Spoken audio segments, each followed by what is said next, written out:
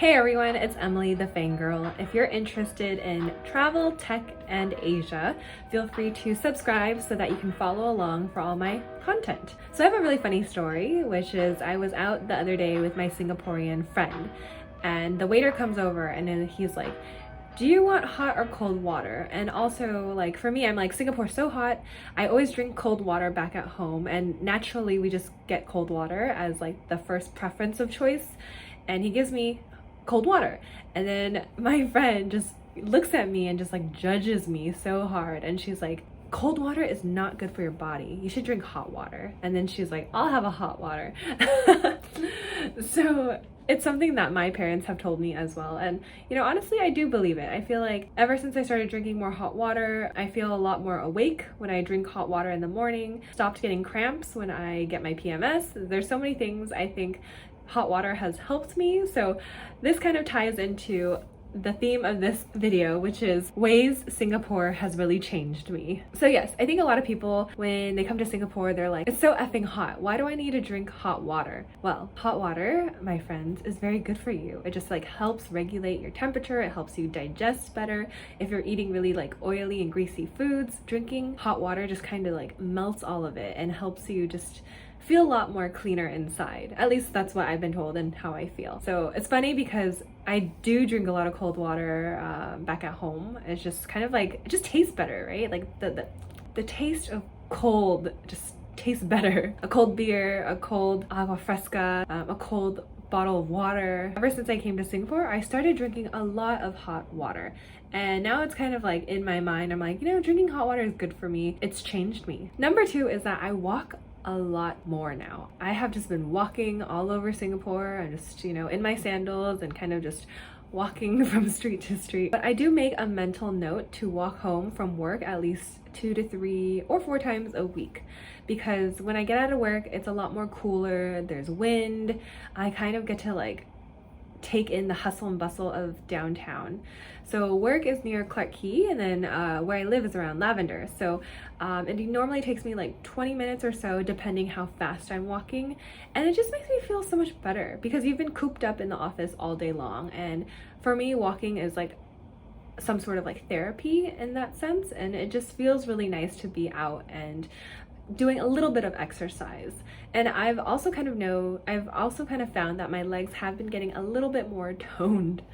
And I will say that walking in Singapore is very easy. It's very accessible. The streets are very clean. Obviously, they're very wide. As a pedestrian, I feel that it's very easy for me to get around. Obviously, I can take the bus or I can take MRT, but why not just walk? It's good for you. It kind of gets the blood flowing. My legs look more toned. So I've just been walking a lot more recently. Number 3, I have been using a lot more smiley faces and kinder words in my emails at work. This was something I had to learn when I first got to Singapore, because I think previously in my emails I was very curt and kind of just like quick to the point and just not as friendly in some of my emails, but that's just generally how we are as Americans. That's how we email each other. That's not that we're like demanding or anything like that. We just speak in a different way, and there's like a different like vibe or tone.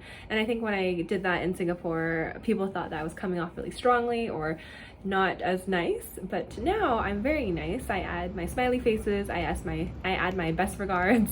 I definitely tell them to have a good day. And I will say that, yeah, Singaporeans are very friendly in their emails. I feel like I can feel their warmth just coming out from their emails. So definitely, like, you know, when you're working in Singapore, that's something I had to adjust, just the way that I communicate through email. And when I speak to them on Zoom, there's like no issue at all, because I think just in generally, like when people meet me, I'm more bubblier, and like you can tell that I mean no harm. Like I'm not trying to be, you know, mean or rude in any way, but in my emails I might come off as a little bit more like just curt, and because I don't want to waste anyone's time. Like for my thinking is that I don't want to give too much of a long email in case that like overwhelms someone. But I think a lot of it is like the formality and just like being kind in my emails, which is something I've learned. And I kind of feel like it's nice to add smiley faces. I feel like a lot of the people I've emailed are actually like now my friends. So I don't know if that's something that other people have noticed or why, you know, people are so friendly over email, but let me know in the comments below. I do think though, I like to say that my personality can come through my emails and through video now. The fourth thing I've actually learned from Singaporeans myself. I personally think Singaporeans are so eloquent and so well spoken, especially the ones that I've worked closely with in capacity. They just all seem to have a very good grasp of, you know, being able to debate, being able to articulate an idea or a response, and they don't just like blurt out everything that they're thinking of. I've noticed this good characteristic trait, especially at work. Some of my colleagues, to me, are very good at just expressing their ideas. And I notice that they're okay with silence. They're okay with taking a pause, thinking the idea through. Like I almost see that idea kind of being turned around in their head, and then they articulate a response. So that's something that I've actually really found great, and something that I'm trying to learn myself, that I don't need to blurt out everything that I'm thinking. I can actually stop, take in some silence, and think how to like really formulate what I'm trying to say to my peers or to a group. That's one thing that I feel has changed me just in the way that I speak, because I really do admire that quality. Lastly, I would say that Singapore, I love Singapore. Don't get me wrong. I love being able to live on the city-state. And I really do feel that I've tried my best to explore like every single parts of Singapore at this moment. I've been to Punggol, I've been to Dairy Farm, I've been to Sungai Buloh, I've been to Palua Ubin. Oh my god, I'm like butchering all these names. I'm so embarrassed. Okay, you know what I mean. It's like the island. I've been to St. John's, I've been to Lazarus Island, I've been to like the IKEAs. I've really tried to just like explore every like nook and cranny here in Singapore. I have not been to the kampungs, which I actually do want to go to. I just haven't had the time. So I do think that Singapore has made me more exploratory and more creative in the ways that I kind of structure my weekends, and I'm very like, I need to go out and I need to do something different because I'm just gonna be at home watching Netflix all the time.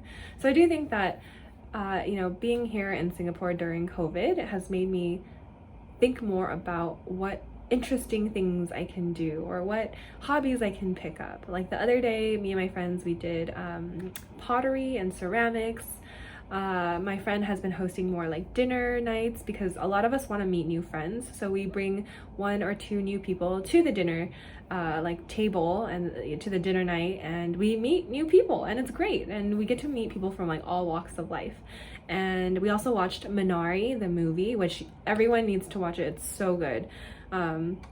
It's just about a Korean family that moves to the US, and it talks about like, you know, their hard, arduous journey of integrating and trying to grow a business. Anyway, side tangent. But I do think that I have been more creative to figure out ways to make myself feel more like less what's the English word? Less claustrophobic, right? Like I feel like there are things that I can do.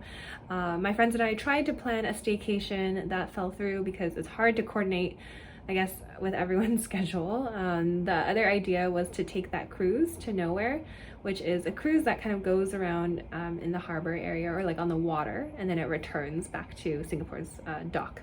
It doesn't go anywhere, it just goes around in circles and then comes back. But you get that experience of like, I'm leaving, I'm not at home anymore, I'm going on a trip, and that's what is really exciting.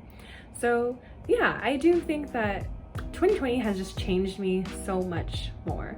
In this very weird way, I felt like maybe in San Francisco, I was a little bit more introverted. I was a little bit more like uneager to make new friends and to really like push myself out there. Whereas here in Singapore, I don't know, maybe it's like the weather or like the people, or just like people are really nice to me, and it's really great to make new friends here, and really easy to make new friends here. I definitely feel like I'm being more extroverted here in this city-state, and I've been changing a lot for the better, whether it's like, you know, my habits, my exercise, or just me trying to find interesting things to do here in Singapore.